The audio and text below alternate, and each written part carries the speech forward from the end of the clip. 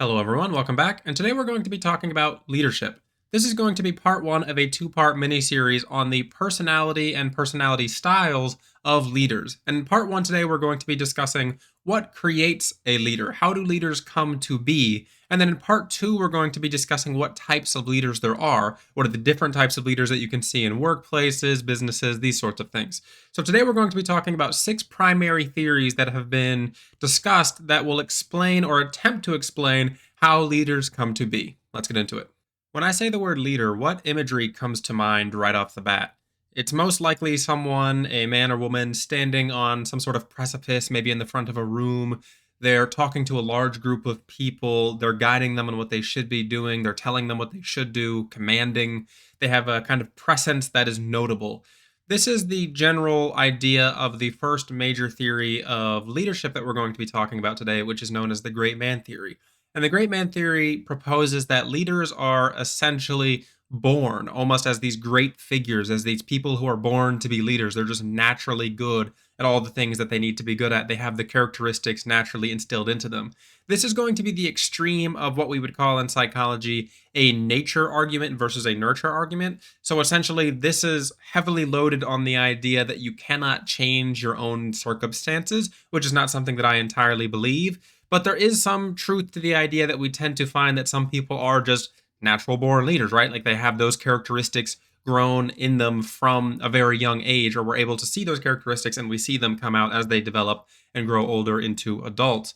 Now, I think that as we go through and discuss the other theories, you'll see how this might interplay with some of the other ones. But the first theory is the great man theory, and that is essentially that leaders are born and not created.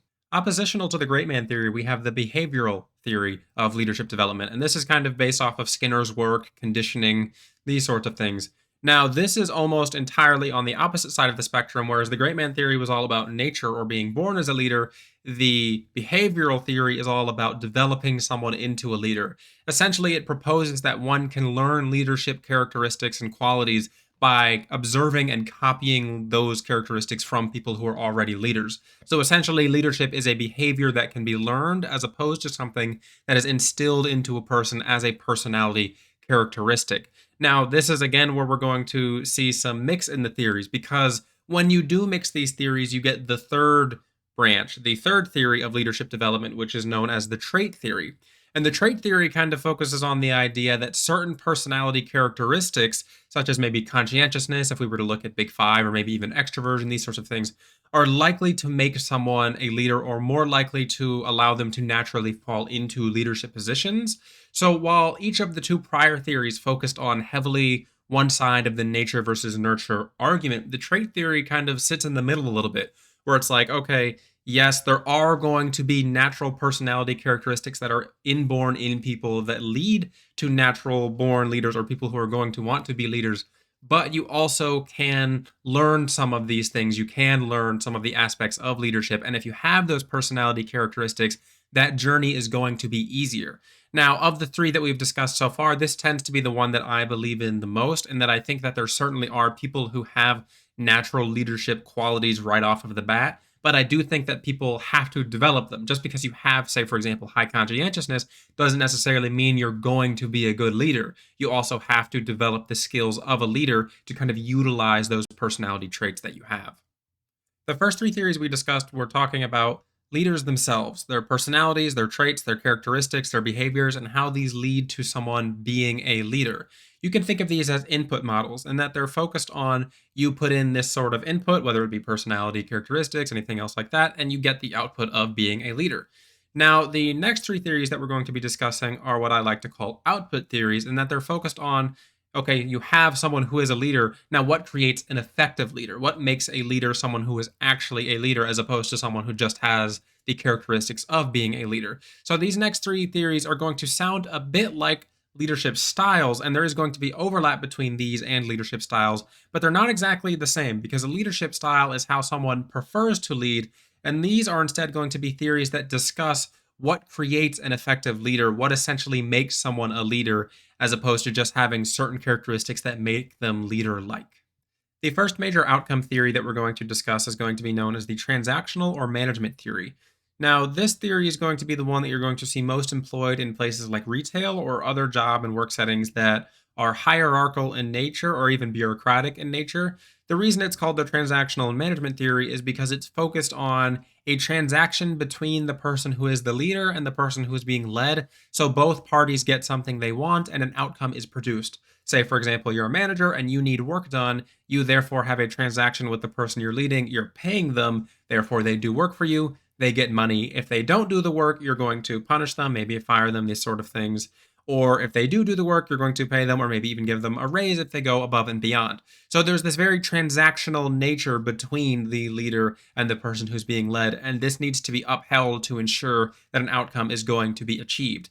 The biggest issue with this theory compared to some of the other ones we're going to be discussing is that it's largely impersonal and that there's not much connection between the leader and the person being led that's going to be emotional or outside of the work domain. If you've ever worked anywhere like retail, you probably know that most of your managers don't really care about you or your life or your personal life.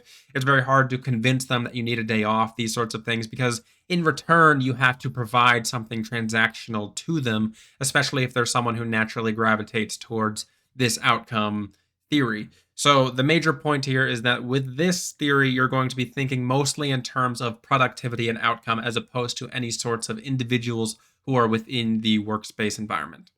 On the opposite side of the spectrum from the transactional theory is going to be the transformational or relationship theory.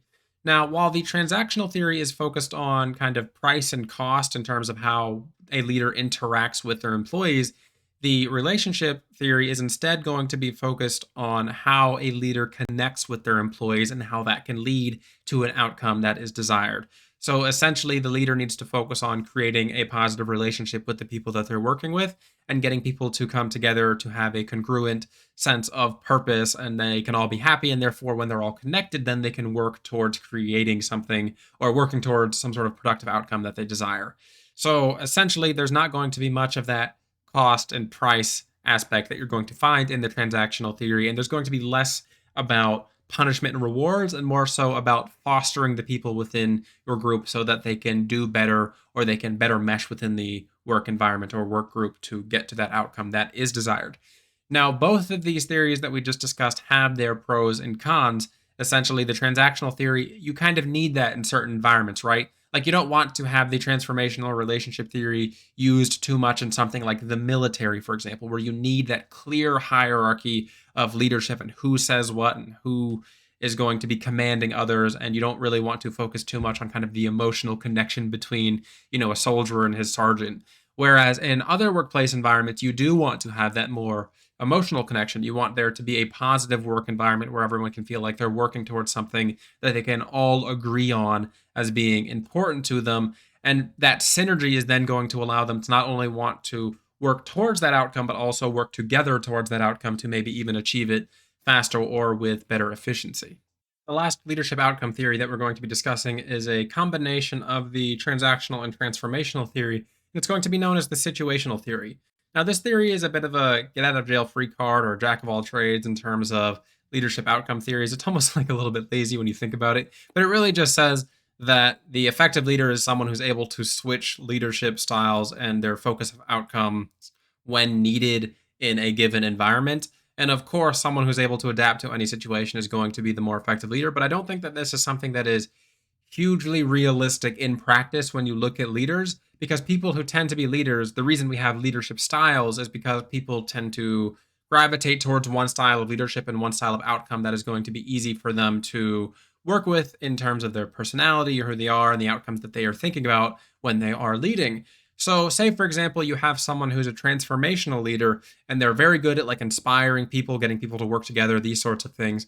And then you put them in a transactional environment, say for example, a retail store where people really don't care about those sorts of things. If you've ever worked in retail or a job that you don't particularly care about, what was that like for you? I know for me, it was like, okay, I'm going to go to work and I just want to get paid and then I want to go home and I'm not really interested in the store itself or the outcome that it produces, things of that nature. I'm here for a transaction. I'm working, you're paying me, then I'm going home. If you bring a transformational leader into that type of work environment with that type of employees, they're not going to be able to connect with those employees because those employees don't care about the synergy in the workplace. They don't care about the outcome. They are there for a transaction. They want the thing that they've been promised in return for something that they are promising, work for money. And then they're going to take that and go home. So therefore, the transformational leader might struggle in that environment. Then if you take someone who's a transactional leader and you put them in a transformational workplace, you're going to find that they're going to try and get people to do work and get some sort of outcome, but they're not going to want to because they feel this disconnect between them and their employer, and they are not feeling that connection that they want in terms of emotion or friendship, these sorts of things that are typically present in the transformational leader. So while a situational leader is very good, and I do think that there are people out there who can switch between these two major leadership outcome styles, I do think that there's going to be more so people who align towards one side over the other. And that's why you have leadership styles, right? Because if you have leadership styles, you're going to have people who prefer a style of leading that is going to align with one of these outcomes more than the other.